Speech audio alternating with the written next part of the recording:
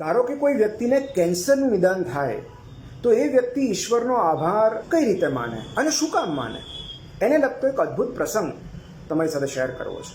આ સત્ય ઘટના પુસ્તક ગેટિંગ બેક ટુ હેપીમાં વર્ણવેલી છે. એક આધેડ સ્ત્રીએ પોતાની ગ્રેટિટ્યૂડ જર્નલમાં લખ્યું છે કે અત્યારે હું એક હોસ્પિટલમાં દાખલ છું અને મારા ખાટલા પર બેઠી બેઠી મારા ઓપરેશનની રાહ જોઈ રહી છું.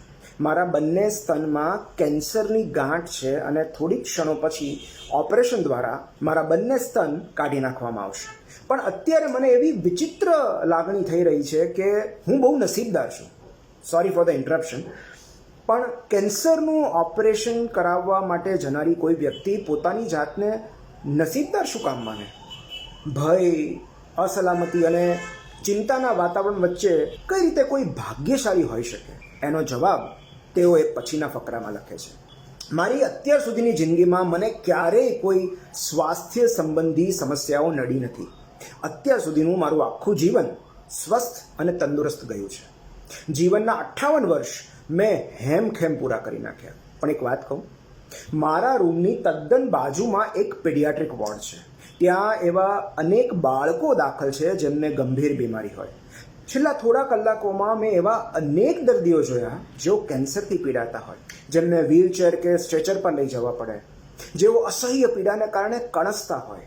આમાંના એક પણ દર્દીની ઉંમર 70થી વધારે નહીં હોય. આ જોઈને મને કૃતજ્ઞતાની લાગણી થાય છે કે છેક 58 વર્ષ સુધી ઈશ્વરે મને સારી રાખી.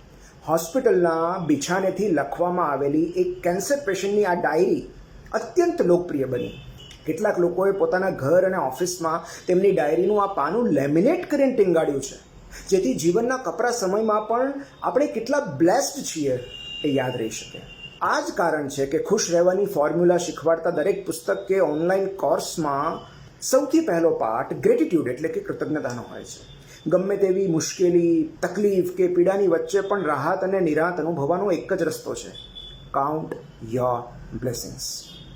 આપણા પર દરરોજ વરસી રહેલા કુદરતના આશીષ એટલા બધા સામાન્ય, ક્ષુલ્લક કે ટેકન ફોર ગ્રાન્ટેડ થઈ જાય છે કે આપણે તેની નોંધ પણ નથી લેતા. એ આશીર્વાદ કંઈ પણ હોઈ શકે. હજી હું તંદુરસ્ત છું, મને કોઈ બીમારી નથી, ઘરમાં અનાજ છે, માથા પર છત છે, પ્રિયજનોની હાજરી છે જેવી ઇન્ક્રેડિબલી સિમ્પલ લાગતી વાસ્તવિકતાથી લઈને હું હજુય જીવિત છું જેવી કોઈ ભવ્ય ઘટના પણ હોઈ શકે. ખુશ રહેવાના ખ પહેલાં કૃતજ્ઞતા અને કરુણાનો ક આવે છે. એ ક બરાબર ઘૂંટાય અને સમજાય પછી જ આપણે ખને પામી શકીએ છીએ. આપણે જીવિત અને સ્વસ્થ હોઈએ એવો એક પણ દિવસ ખરાબ નથી હોતો.